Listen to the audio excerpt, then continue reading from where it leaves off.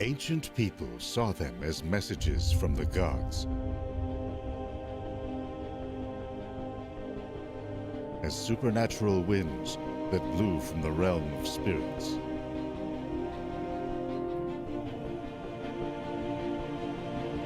Modern science has linked these polar light shows, called auroras, to vast waves of electrified gas hurled in our direction by the sun.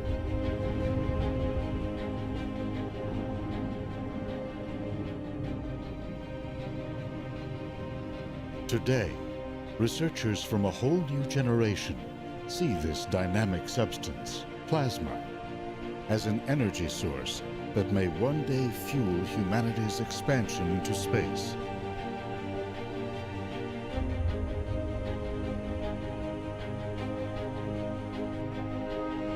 What can we learn?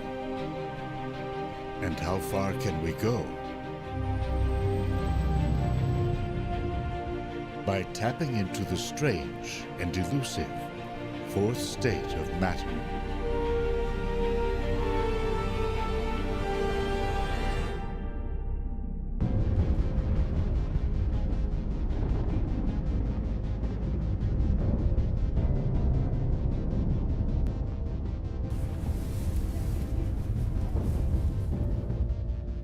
A small cadre of scientists has come to Fairbanks, Alaska, to realize what may seem an impossible dream: to revolutionize space travel.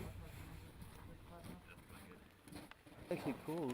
Dr. Ben Longmire and his team from the University of Michigan have designed a whole new type of rocket engine that promises a faster and more efficient way to get around in space. They're here to test components of this rocket by sending them aboard helium balloons to an altitude of 30 kilometers into the harsh environment of space. Above the North and South poles, conditions are about as harsh as you can get.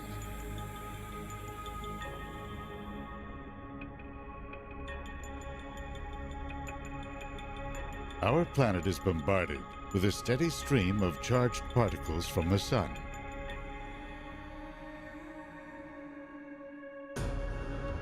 Earth's magnetic field accelerates and channels them, turning the night into a spectacle of color.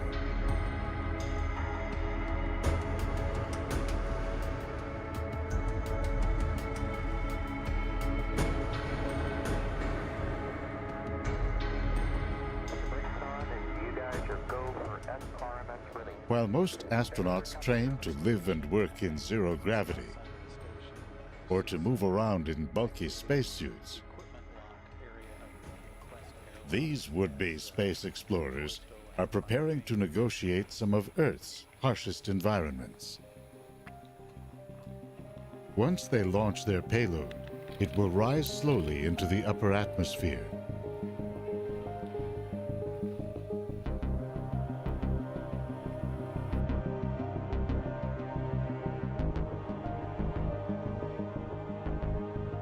After drifting through the night, above 99% of Earth's atmosphere, the payload will detach from the balloon and parachute down to the ground.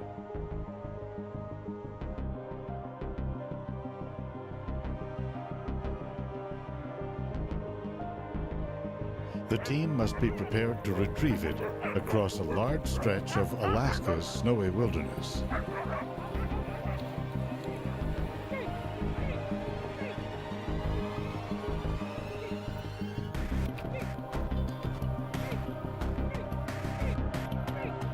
To understand the revolutionary nature of the idea they are pursuing, we go back to the dawn of rocketry.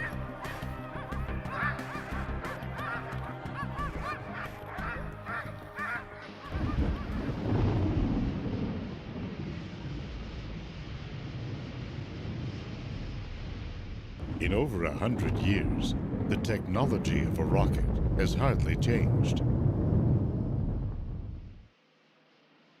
Fill a cylinder with volatile chemicals. Contact! Yes, contact! then ignite them in a controlled explosion. The force of the blast is what pushes the rocket up.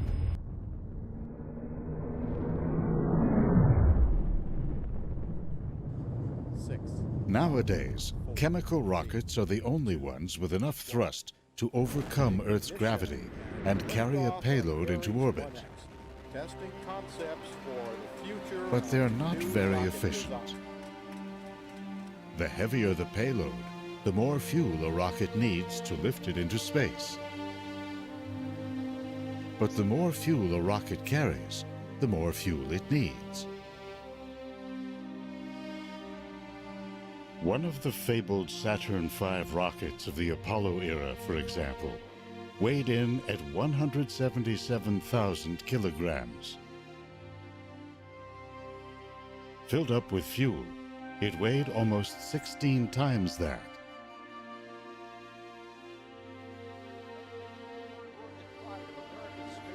The space shuttle, with maximum payload, weighed about 100,000 kilos. Add tanks and fuel, and it lifted off at 2 million kilograms.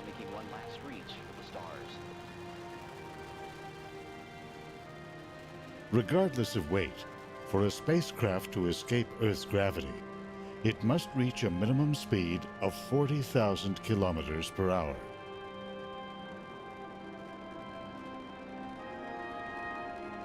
The energy needed to do that meant there wasn't enough fuel for a sustained acceleration to more distant planetary shores.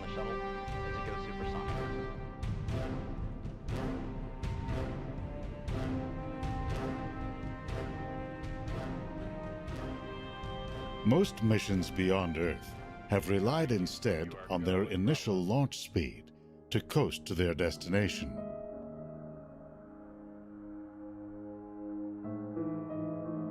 The twin spacecraft of Voyager, for example, did not have enough speed to reach their current positions at the edge of the solar system. To give them a boost, flight planners sent them into Jupiter's gravitational field, using its pull to slingshot them out to Saturn. Voyager 1 used Saturn to accelerate to almost 63,000 kilometers per hour.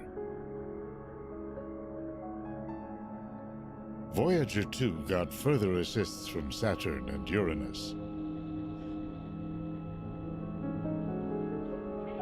Ben's rockets promise far greater gas mileage than traditional chemical rockets, but with enough power to reach distant targets more quickly. The idea is that once in space, his rockets use electricity to create a weak force, which over time can accelerate them to very high speeds. They run on the same fuel that nature uses literally to power the cosmos.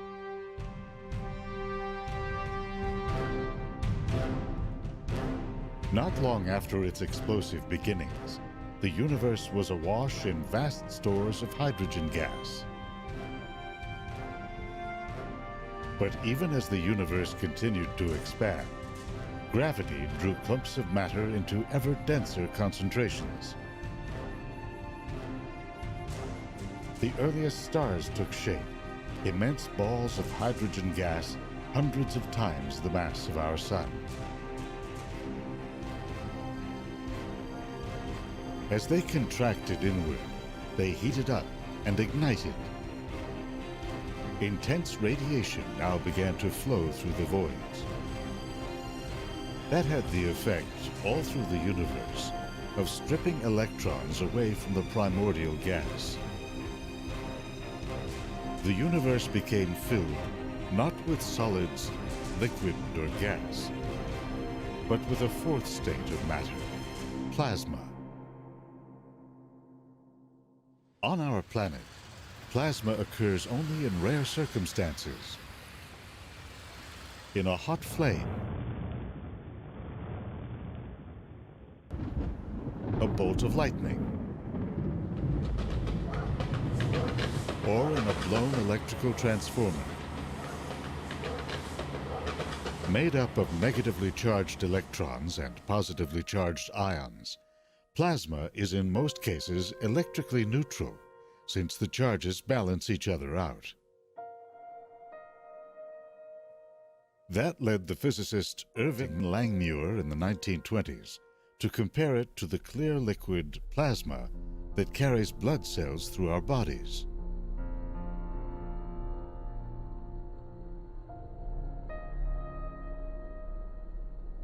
The development of radio led to the discovery, high above the Earth, of a natural plasma ceiling, the ionosphere. It hovers above us, reflecting some radio frequencies and absorbing others.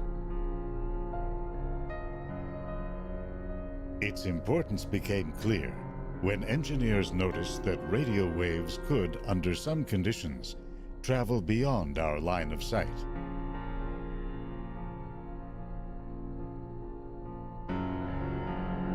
They discovered that signals could be bounced deliberately off this conducting layer in what's called skywave propagation.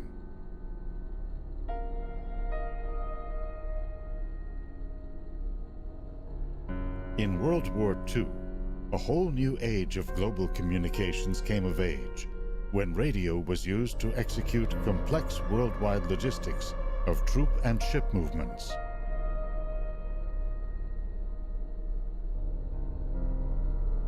The presence of the ionosphere is due to a steady stream of charged particles, or plasma, that comes from the sun.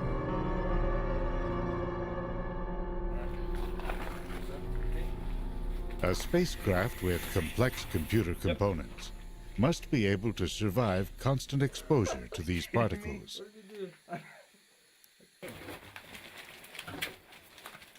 As part of their design process, Ben and his team want to test some of the specialized components of their rockets in the plasma-filled environment of our upper atmosphere. Got it down, I think it's just the sun. Yeah, I think that one's okay. Alright, yeah. I'll wrap the middle one though. Or I can just wrap it. These components will be mounted on a simple frame attached by rope to a high-altitude balloon. Hold on, they're not oriented the same. The frame is also outfitted with an array of novel sensors to take independent readings. One holds a colony of bacteria. The idea is that the bacteria itself can detect radiation. So it mutates in a certain way or in a very known way that when you send it into an environment with a lot of cosmic rays and a lot of perhaps X-rays from the aurora itself, it mutates, and so we'll detect sort of the level of radiation that it's exposed to by looking at these mutations after we recover the bacteria from flying it to the edge of space in these balloon capsules. Jordan, you got the camera, or wait a second. Another is a series of tiny GoPro cameras converted to record the intensity of infrared and ultraviolet light, normally hidden from the human eye. We want it to kind of puff up so we know it's replaced all the air. The team uses argon gas to insulate instruments against the cold, with chemical packets added for warmth. So this test, we will be doing normal video, version 70 firmware. They stabilize the frame with tiny gyroscopes and outfit it with GPS devices for tracking.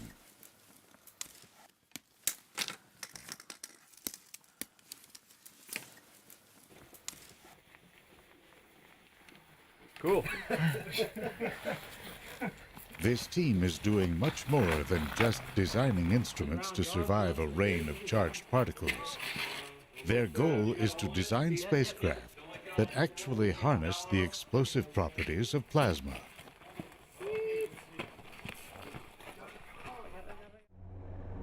Unlike most matter on Earth, plasma conducts electricity and responds to magnetic fields.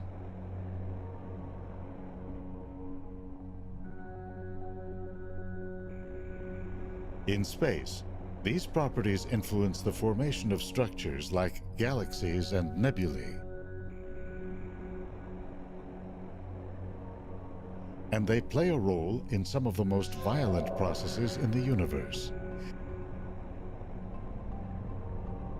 such as the formation of a black hole,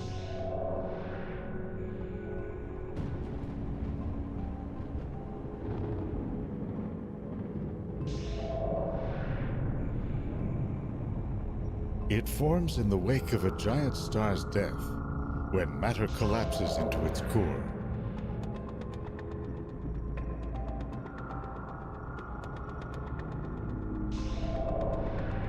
It swirls in along what's known as an accretion disk. Magnetic fields take shape on the disk, rising and twisting around the polar regions.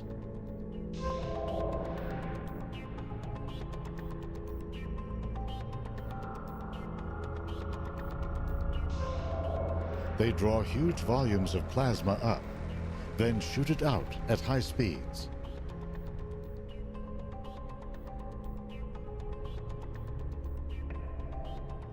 These plasma jets can extend far beyond the largest black holes.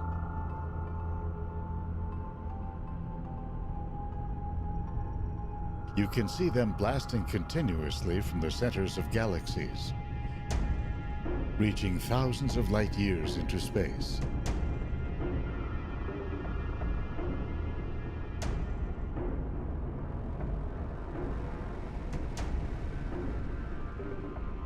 Studies of one giant nearby ball of plasma show what a complex and volatile substance it can be. In the core of our sun, high heat and crushing pressures cause hydrogen atoms to crash together. That sets off a nuclear reaction in which hydrogen atoms fuse into heavier ones like helium and carbon, generating heat. This heat slowly rises to the surface of the sun in vast plumes of plasma. You can see evidence of this process, called convection, in a pattern of ever-evolving blobs known as granules. They are like the tops of thunderstorms. Even as energy builds within, the sun's gravity and density can stifle its escape. What carries it out are magnetic fields.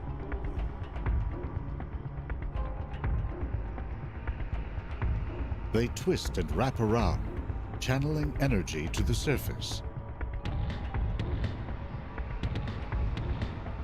The fields can power immense loops of hot gas, about 60,000 degrees Celsius, then rise up from the solar surface and fall back.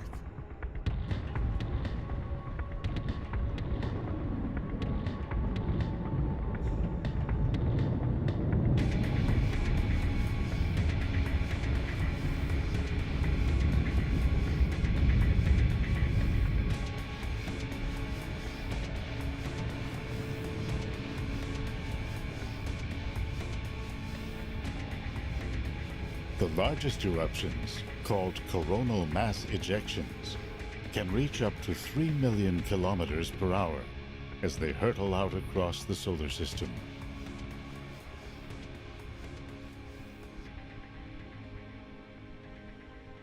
They can literally slam into Earth's own magnetic field.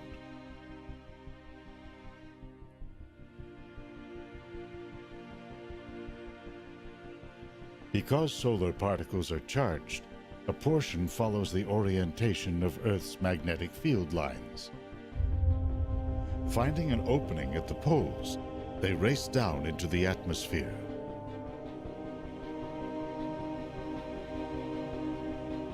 You know this is happening when you see the beautiful lights of the aurora borealis in the far north, or the aurora australis in the south.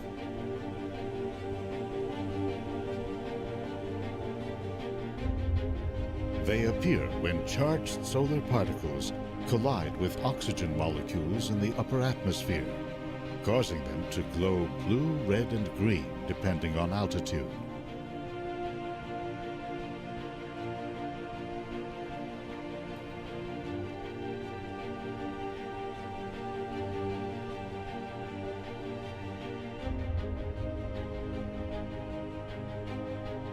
Flying through a zone called the thermosphere, some 350 kilometers above the Earth, astronauts in the International Space Station watch in awe as the aurora shimmers, framed by the glow of stars and cities at night.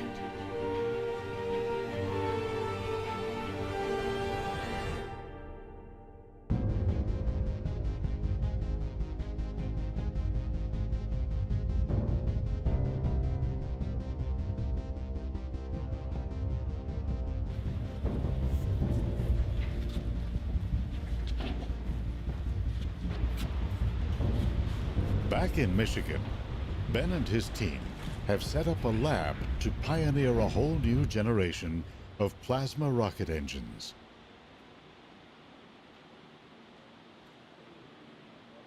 The lab recalls an earlier period of space exploration.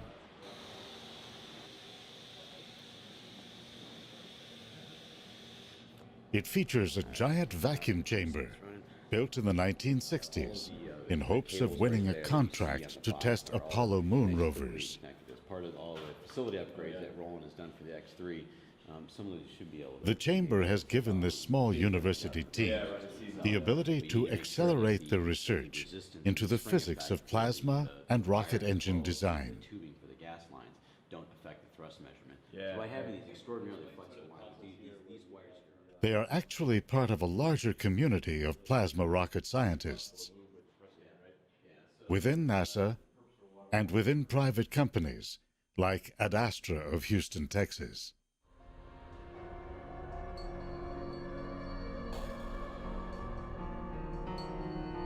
Because plasma does not occur naturally on Earth, the challenge is to create it, then harness it.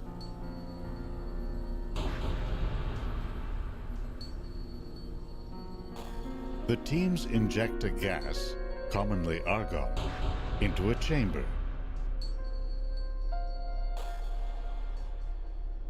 They bombard it with radio waves, which strip electrons from the gas and turn it into a plasma. The soup of electrons and ions accelerates as it moves through a magnetic field generated by superconducting magnets. A second radio blast heats it up to 1,000,000 degrees Celsius. That's enough to blast it out and propel a spacecraft.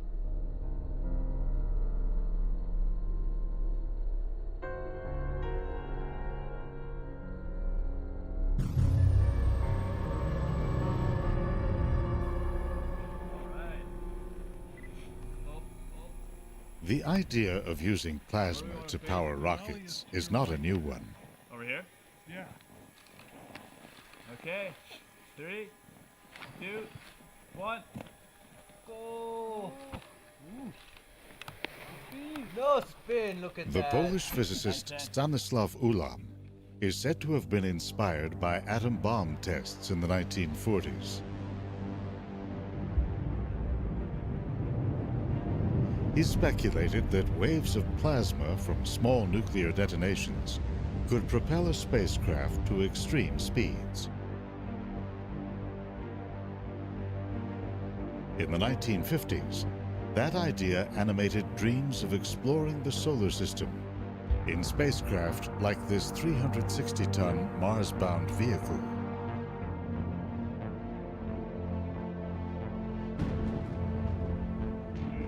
The idea gained funding in the Orion project, with the idea of driving a spacecraft with nuclear pulses and landing on Mars in only a month.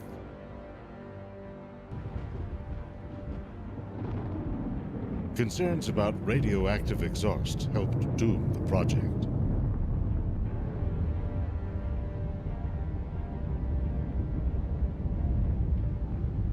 Plasma rockets, energized by nuclear reactions, were revived in the Daedalus and Nerva projects of the 1960s. And again at the beginning of this century, as part of a proposed journey to Jupiter's moon Europa. Rising costs killed that mission.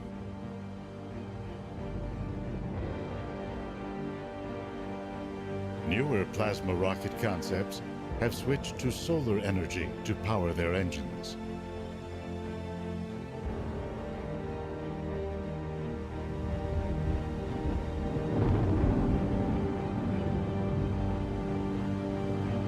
Among the most ambitious, the Dawn mission was sent into orbit aboard a Delta II rocket in the year 2007.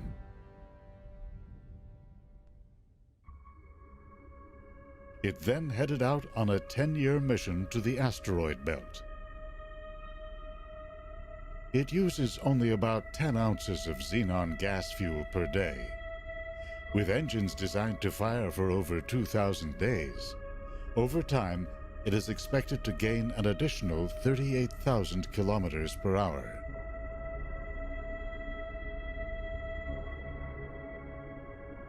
After a gravity assist from Mars, Dawn arrived at the asteroid Vesta in 2011.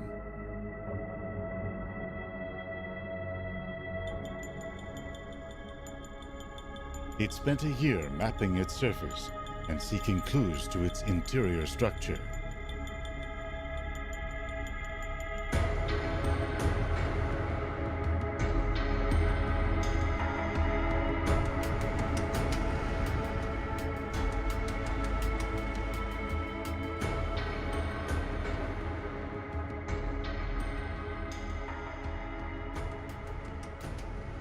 Now headed for Ceres, a dwarf planet located within the asteroid belt, Dawn will be the first probe ever to visit.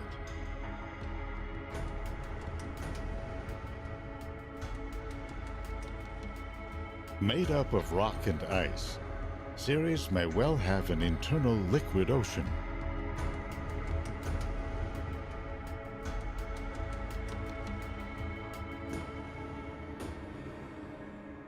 It takes us back to the formation of the solar system, when objects like this grew and developed into planets.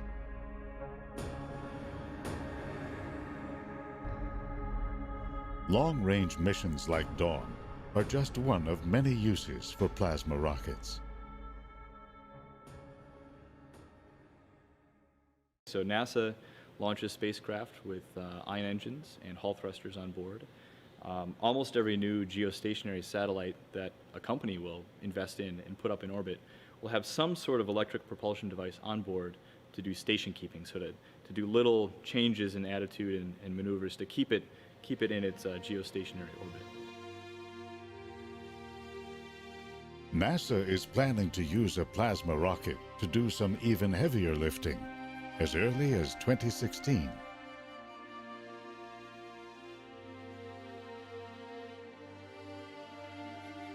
Flying at an altitude of 350 kilometers, the International Space Station whips around the Earth every 1.5 hours. To stay aloft, it must maintain a speed of 28,000 kilometers per hour. But its solar panels and crew modules smack into so many tiny molecules in the upper atmosphere that it gradually slows down and loses altitude. To stay aloft, the station uses up around 4,000 kilograms of fuel per year. That fuel must be flown up from Earth, which in turn reduces the amount of food, water, people, and equipment that a resupply mission can deliver. The idea is to use a plasma rocket to help boost the station to a higher altitude. Powered by electricity generated by solar panels aboard the station. Plasma rocket builders like Ben hope to one day scale up the technology to power a long-range human mission.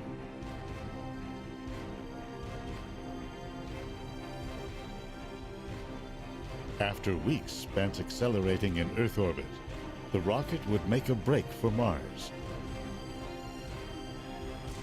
Cutting flight time from a year to several months would lower costs and crew hazards.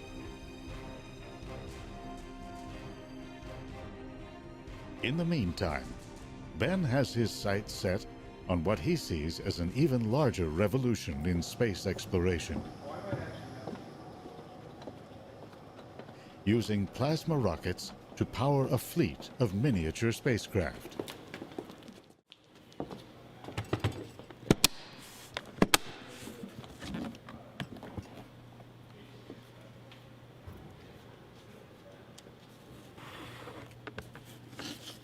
Ben's rockets are so small that they can fit into your carry-on luggage. So here we have a CubeSat. This is a small spacecraft. Its total mass would be something on the order of 5 kilograms, so it's about 10 pounds. It's 30 centimeters by 10 by 10. This is considered a 3U spacecraft, so 3 units of 10 by 10 by 10. And we'd like to send this small spacecraft up with one of our new propulsion elements in it. This is a rapid prototyped propellant tank. So we would use this tank to store our propellant. Initially, we have an idea to use a very simple propellant. The NASA craft Dawn uses the inert gas xenon as fuel. Ben's team has turned to another type of fuel that's more compact, can store more energy, and is less volatile. Distilled water.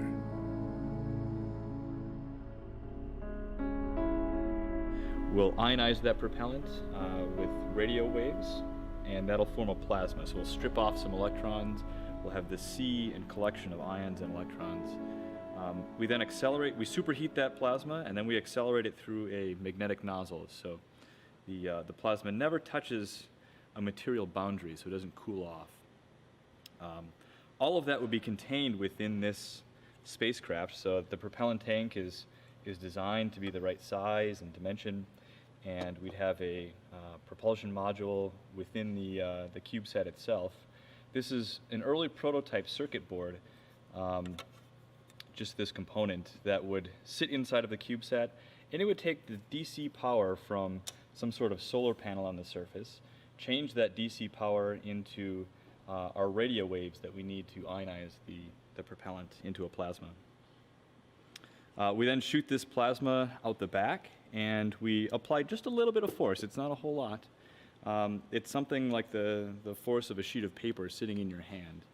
And because there's very little drag in space, we use this small amount of force applied over a very long amount of time to accelerate to very high velocities with the spacecraft. And so if we do that, we can send these little micro spacecraft, nanosats, we can send them to places like the moon, we can send them to Mars, and someday we'd like to send them even as far as Jupiter and maybe put some little sensors on board and be able to detect possible life on some of these moons out near Jupiter and Saturn.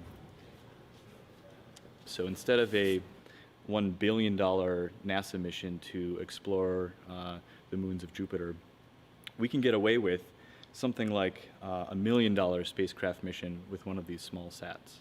And so that's the real advantage, being able to have a very low barrier to entry financially and technologically to make some of these innovations really quickly, go fly often, and make these discoveries. Already, hundreds of micro, nano, and even smaller satellites are in orbit.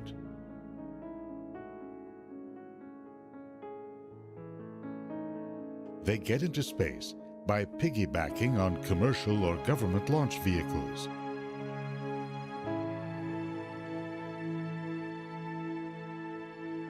Their missions range from communications and intelligence to Earth imaging. Because the cost of building them is so low, the number of tiny satellite missions is on the rise. Yeah, there was no other satellites up there. With an array of plans already materializing, the team is tapping into satellite traffic and orbital communication systems. Looks like we won't quite go over to the ground station here. Ben and his team plan to start with a series of orbital missions, then to go interplanetary. So you can see here some of the technology we're working on. So this Ben is imagines that his little group could take center stage in a project that space visionaries have long seen as essential to the quest to extend our eyes and minds across the solar system. Guide the plasma out through a magnetic nozzle recently, we also envisioned that a large cadre of these small spacecraft could form what would be an initial interplanetary internet. So you can think about a large number of these spacecraft orbiting the Earth, orbiting the Moon, being spread out between the Earth and Mars, and providing little data relays between all of those positions so we can get a lot of data back and have the beginnings of a real solar system internet going beyond the Earth. As long as it's beating like that, you have to shorten to get into your growth.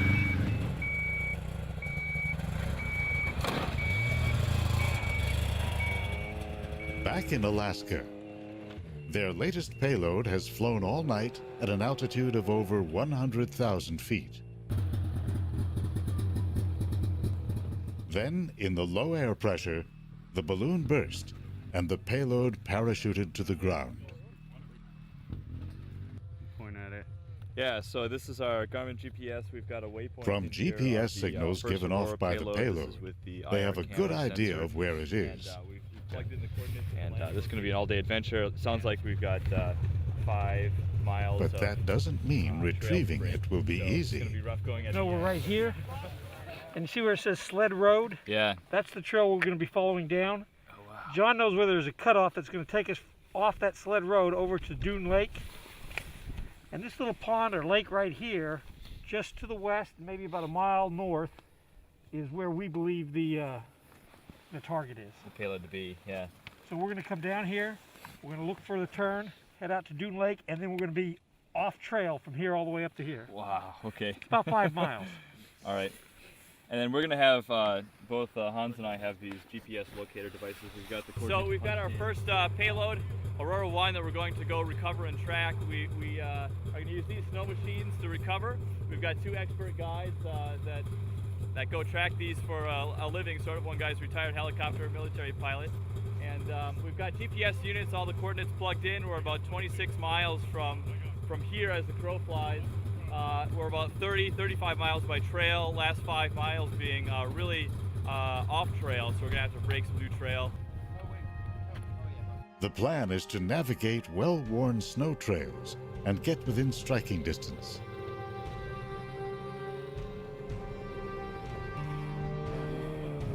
But if the payload has landed away from the trails, they'll have to brave wilderness landscapes and deep snows.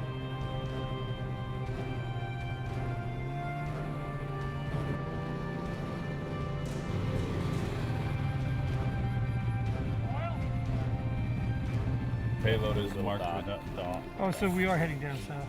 We are on this road. It takes nearly all day to get to a point about 7 miles from the payload.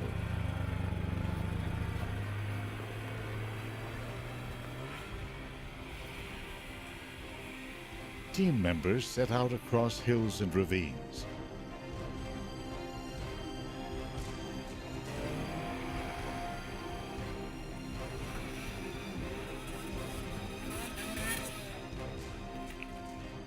They get to within 2 miles. With time running out, they turn around. It was too far away still to snowshoe in and snowshoe back and get back before dark. Not going to happen today. We're going to go back, recoup, probably send a skeleton team down tomorrow and try for a second recovery. Really disappointing we couldn't get there. You know, I feel like we're so close. This thing came 50 miles from the initial launch site. It was floating around in the atmosphere for 10 hours. Right, I know. And you know, it's so frustrating just to get within 2 miles.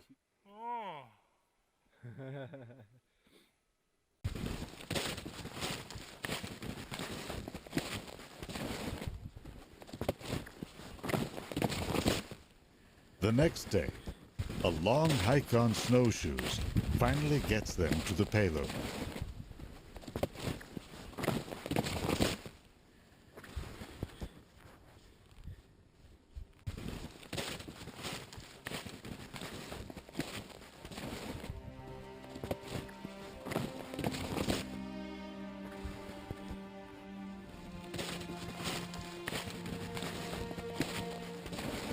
Later on, they'll say it was worth the effort.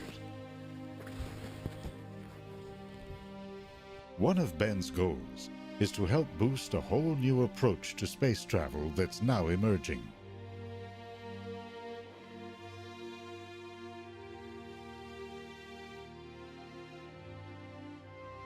May 2012 marked a major milestone in the rise of free enterprise in space. The SpaceX company successfully docked an unmanned space capsule with the International Space Station. It followed that up 6 months later with the first commercial resupply mission. And launch of the SpaceX Falcon 9 rocket as NASA turns to the private sector to resupply the International Space Station. That's just the beginning. NASA is looking to companies to supply orbital launch services and to be long-term partners in future manned missions beyond the moon.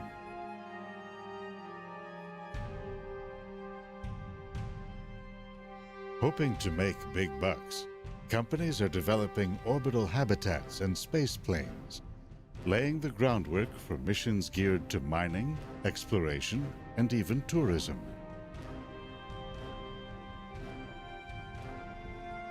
To Ben, this new race to space will go to the swift and the innovative.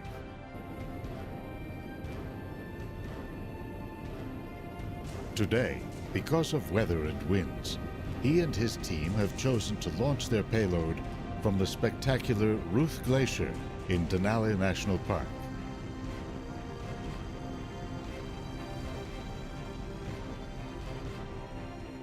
Amid the rugged terrain, this immense river of ice sweeps down into a perfect natural runway.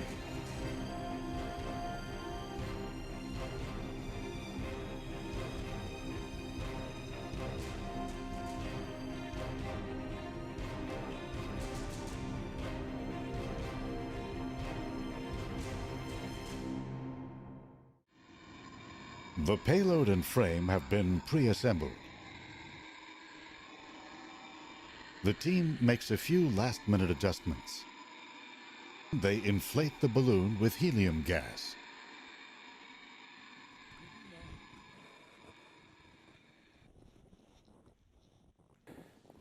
With dusk approaching, balloon and payload are ready.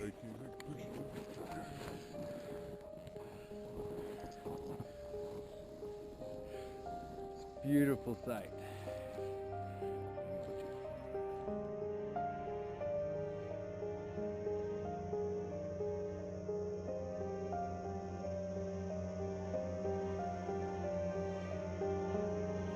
Got positive buoyancy.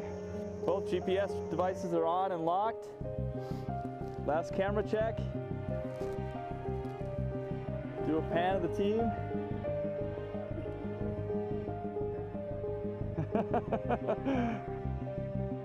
Off it goes.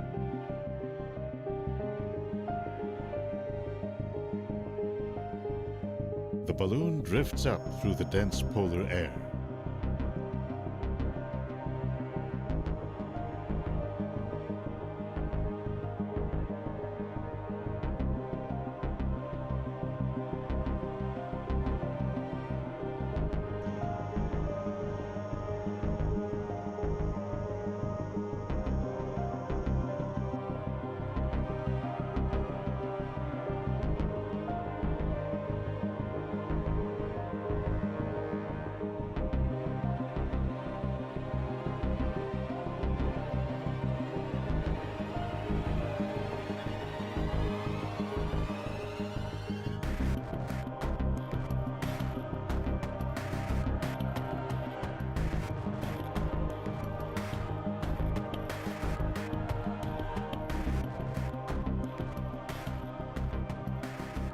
With night falling, it rises up to the edge of space.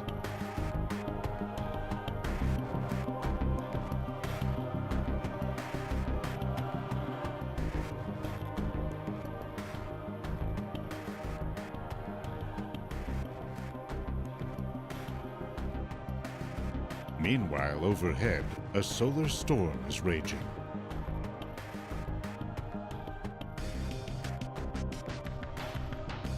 Aboard the International Space Station, astronaut Don Pettit is making observations to complement what Ben's team finds.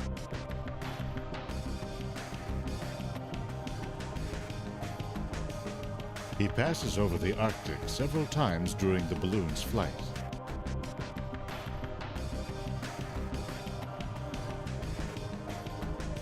The auroras he photographs are an indicator of the amount of solar particles that will pummel Ben's rocket components.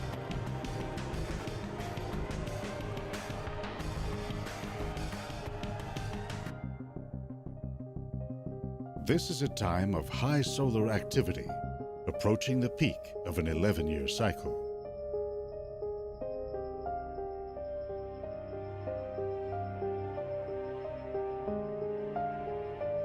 The Arctic Circle is framed by a ring of dancing auroral lights.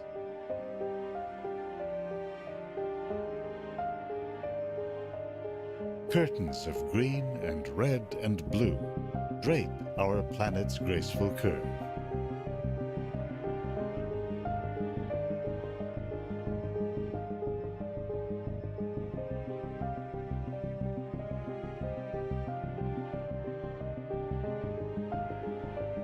This university-based experiment operates on the remote edge of modern science, dominated by large international projects such as the Hubble Space Telescope,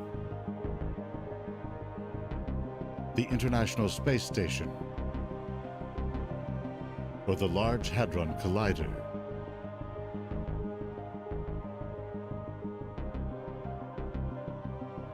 So this technology that we're trying to miniaturize is significant in the sense that it sort of opens up new frontiers in the same way that miniaturizing computer technology to a point where it fits in your pocket. So everyone carries around a cell phone. They have these miniature computers. It does a lot of data processing. It gets you to your destination by GPS. That sort of technology didn't exist 20 or 30 or 40 years ago when you had these big mainframe computers that were at national labs. So we're trying to change the paradigm of space exploration from the national lab case to the cell phone case, the miniature case, to be able to do a lot more things and improve our capability as a species.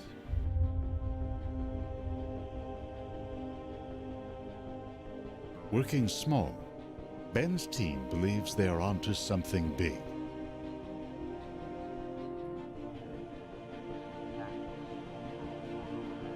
Their goal is not only to open new avenues of space exploration, but to actually seize the initiative.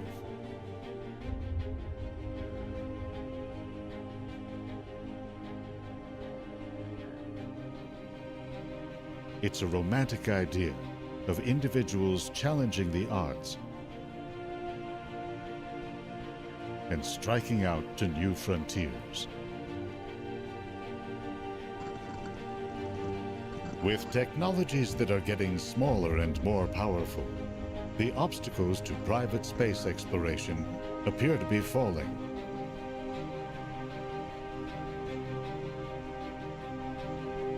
Who will hold back this new breed of explorer?